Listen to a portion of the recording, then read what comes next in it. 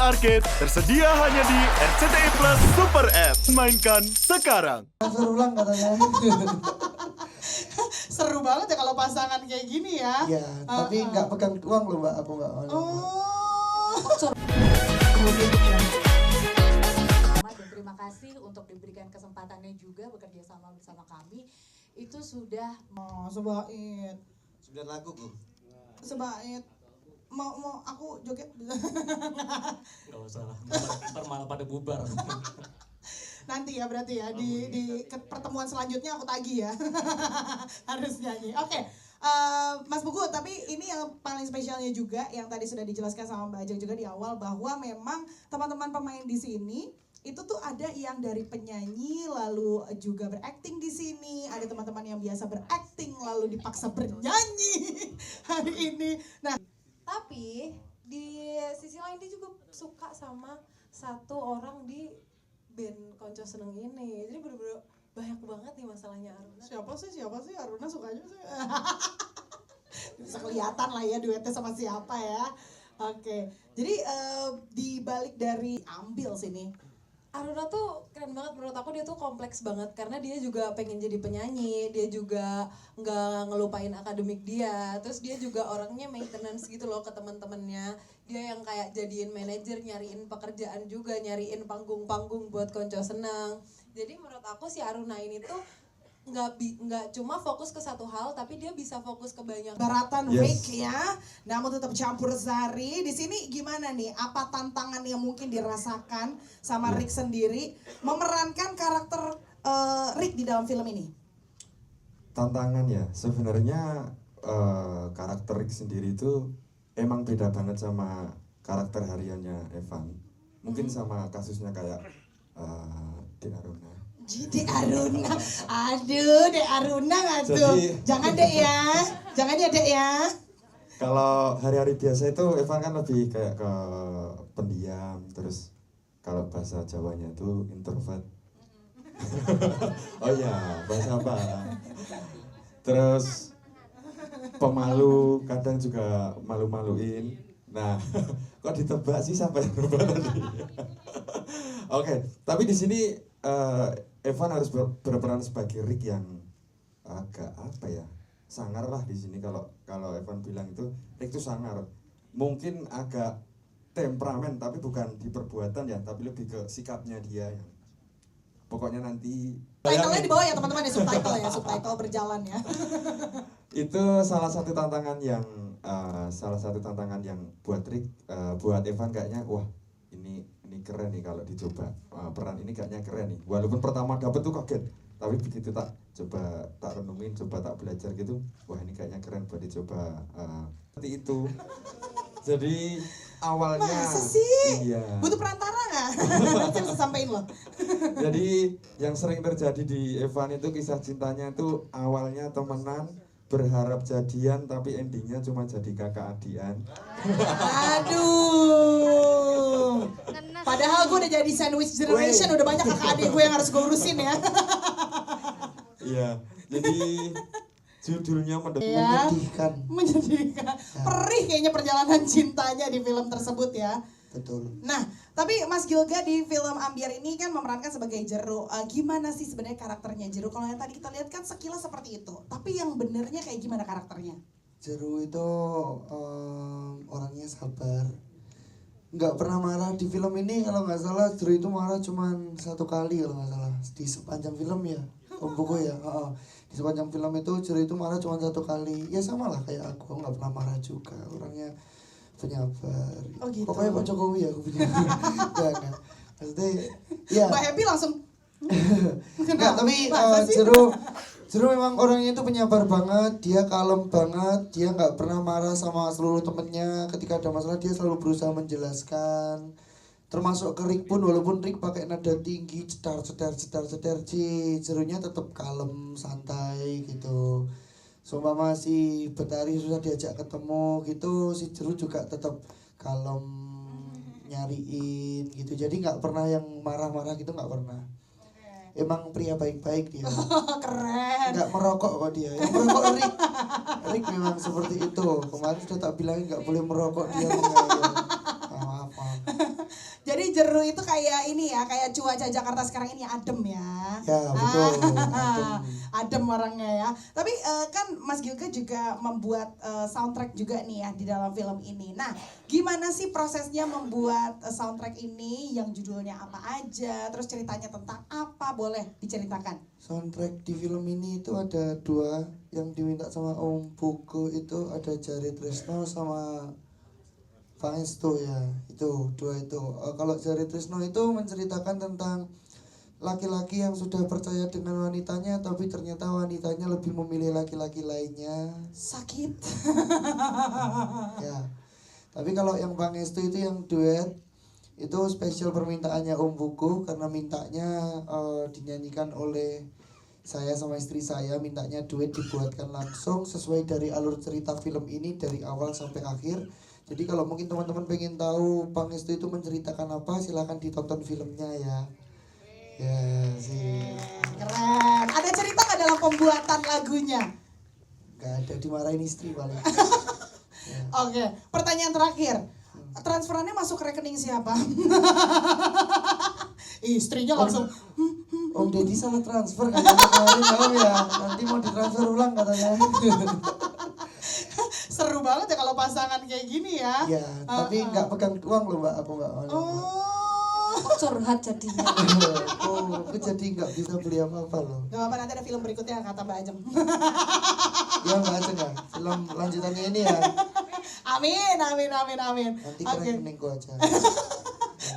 Mas Gilga makasih banyak Ya, ya. sama-sama. Oke, kita beralih sekarang ke pemeran dari Betari. Ada Mbak Happy Asmara. Halo, assalamualaikum warahmatullahi wabarakatuh teman-teman semuanya. Selamat sore. Waalaikumsalam. Terima kasih Mbak Happy sudah hadir di sini. Mbak Happy, ini kan langsung bisa kita lihat ya dari trailernya, berperannya sebagai Betari, yang mana adalah part of keraton kayaknya ya.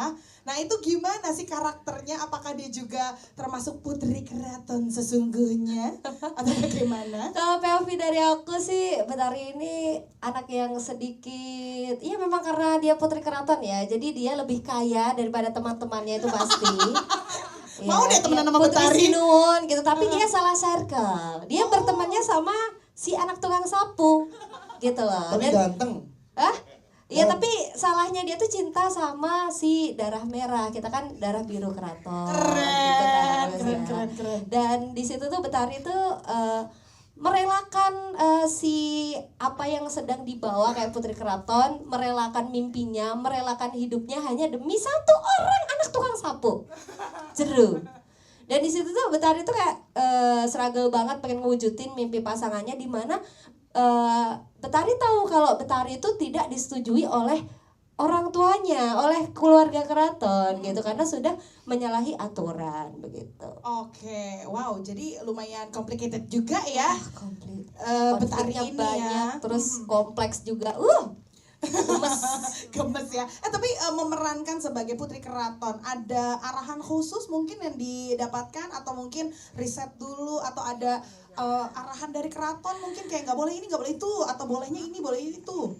Dari awal ini Om Pugu sebenarnya ngasih aku PR banyak banget ya, karena aku search terus cari gimana jadi putri keraton tuh sampai seminggu aku nggak doyan makan. Jadi di video ini masih kurus ini aku, karena emang nggak doyan makan, kayak ya Allah ya apa jadi putri keraton ya. Kan aku orangnya tuh, kalau teman-teman saya udah pada tahu Happy Asmara tuh pasti pencilaan apa adanya gitu. Di sini aku dituntut kayak harus kayak manis, manja, terus kayak kalem, putri keraton, pinter, smart kan, putri keraton itu harus pinter kan. Iya, Dimana iya, aku iya. tuh kadang ada kosongnya juga otak ini gitu Mas ya kan.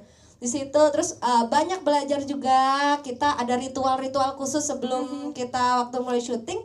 Di pagi itu kita ada ritual yang ritual-ritual ala-ala keraton lah. Terus sempet kayak di keraton nggak boleh begini, nggak boleh begitu, terus harus begini, harus begitu, sampai salam pun kita tuh kayak benar-benar harus benar gitu, nggak boleh terlalu ke bawah atau terlalu ke atas kayak gitu, diperhatikan banget dan itu jadi pelajaran yang menyenangkan buat aku. Oke, dan juga nggak cuman buat Mbak Happy ya, buat kita yang nonton juga mungkin bisa dapat pelajaran baru nih Iya. tentang gimana kehidupan di keraton dan lain sebagainya ya. Oke, jadi pendalamannya lumayan ya berarti ya. Lumayan banget, lumayan lama sih, kayaknya PR-nya cuma di aku. Udah si Putri Keraton terus nggak boleh pakai bahasa Jawa lagi tuh. Oh, jadi pakai bahasa apa? Jadi saya pakai bahasa isyarat. Enggak.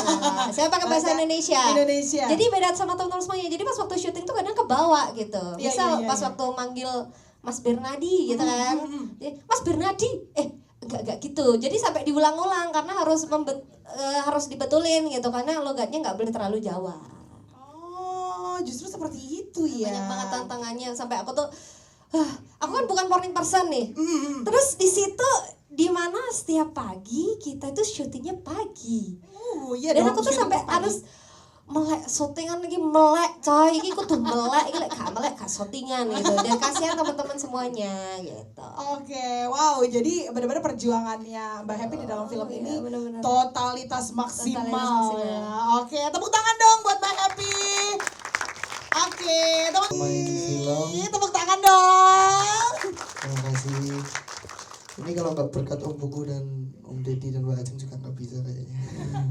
Tapi intinya karena ini film pertama saya, jadi di film ini saya cuma mau menyampaikan bahwa banyak banget yang bisa kita pelajari. Bukan dipelajari, lebih ke mengingatkan karena jeru di film ini adalah kita semua yang dimana kita jika mengejar cinta atau cita itu selalu sekuat tenaga, tidak peduli apapun halangan yang rintangan yang menghalangi, intinya akan tetap dikejar. Bagaimana caranya untuk mencapai, dan semoga teman-teman semua di sini menjadi orang yang pantang menyerah juga dan bisa menjadi orang yang sukses dan bahagia seperti apa ending baiknya di film ini. Amin. Amin. Terima kasih Mas Gilga. Menutup mungkin Mbak Happy, silakan. Kalau harapannya Happy sih semoga bisa mencapai 5 atau 10 juta penonton. Amin. Dan juga beberapa pelajaran yang bisa dipetik di sini tuh dimana ini aku kutip ya sebenarnya. Jadi aku ada kutipan tuh kayak perjuangkan cinta kalian sampai titik darah penghabisan atau kalian akan kehilangan. Cuman itu aja pilihannya, perjuangkan atau kehilangan. Udah itu aja. Itu dia. Dan kalau nggak mau kehilangan kesempatan nonton Ambiar Mabiar, jangan lupa 9 Januari 2025. Oke, para cast dan juga filmmaker, aku boleh 3 tengah yang ada di kiri boleh.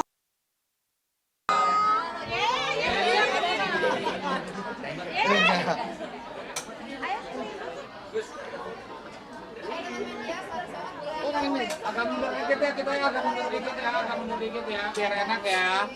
Agak mundur dikit biar enak, semuanya biar dapet. Sorry Pak, boleh nggak agak mundur sedikit? Karena masih ada lagi sutradara belum bisa masuk. Yuk.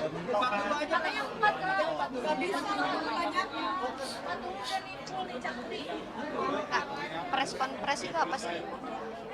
Oh ini ya. Press oh iya. Ntar agak mundur dikit ya teman-teman, maaf sebentar. Ini kayak gini press boleh nggak? Sorry banget, boleh nggak dibantu dulu untuk kita agak mundur sedikit biar kita segera mulai. Yuk, boleh agak mundur sedikit. Ya. Sorry ya. Ya, sedikit ya. Ya, sedikit. Biar kita bisa semua talk show berita kami juga ngobrol-ngobrol ya. Oke.